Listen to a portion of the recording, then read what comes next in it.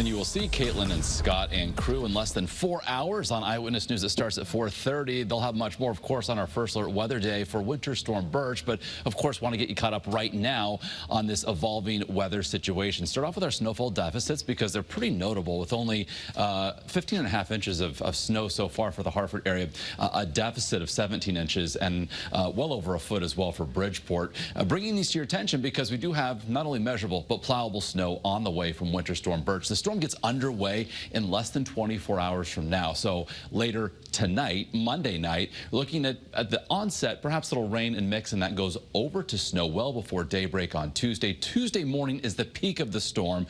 Poorly timed for that morning commute. Snow will be heavy. We're talking about rates at 1 to 2 inches an hour. That's going to create poor visibility, and the wind is also going to be a factor at that time. Now, by Tuesday afternoon, the snow is going to be tapering off. Still certainly breezy, but conditions will start to improve. Recovery efforts, cleanup, of course, underway after the morning that we will have here in Connecticut on Tuesday. Currently across the state, we have temperatures in the upper 20s and low 30s inland, upper 30s near 40 along the 95 corridor. Great visibility currently 36 from our capital city. A northwest wind at 340 right now in the Elm City of New Haven, and seeing partly cloudy sky. That's the general theme for tonight, and throughout the day tomorrow we'll see that blend of sun and clouds. Certainly a dry, quiet, and again a mild day as we start our work week for our Monday. And looking at the big picture here, the storm center is currently moving to the lower Mississippi River Valley. To the east of this, we've got a severe weather threat ongoing from Louisiana into Mississippi and Alabama. Behind this,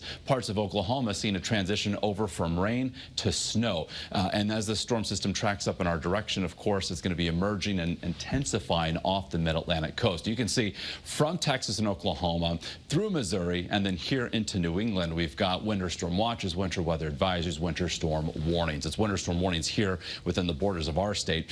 Tonight, we see temperatures bottom out in the mid and upper 20s inland, low 30s along the 95 corridor. Tomorrow afternoon into the mid and upper 40s we go. So temperatures still running above average for this time of year. So check a first alert futurecast tomorrow evening. That area of low pressure beginning to emerge off the Delmarva Peninsula as we head tomorrow night, Monday night into early Tuesday morning. So looking for that transition over to snow. Any sort of mixing that takes place goes over to snow, and then it all begins to wind down, taper off as the storm system moves away from us by later in the day Tuesday. So winds initially out of the northeast become northerly and then northwesterly. We could get some gusts up to 35, maybe as high as 40 miles an hour. 3 to 6 inches along the shoreline, farther inland 6 to 10 with locally higher amounts. So some communities could pick up 11 inches, 12 inches, so a foot certainly possible. Impacting travel. Shovelings could be challenging given the heavy wet nature of the snow. Coastal flooding with the upcoming high tide cycle Tuesday, and given that heavy wet nature of the snow, we could see some isolated power outages. Once we get past our first alert day on Tuesday, Valentine's Day, mostly sunny, breezy, cold, highs only near 30, 34 still breezy Thursday, mid and upper 30s as we close out the week on Friday. There could be some flurries in here Thursday night, early Friday, then perhaps a little light snow, not even worth putting an icon on the 7-day yet for Saturday. Regardless, temperatures running in the 35 to 40 degree range by next weekend. All right, Mark, thank you very much.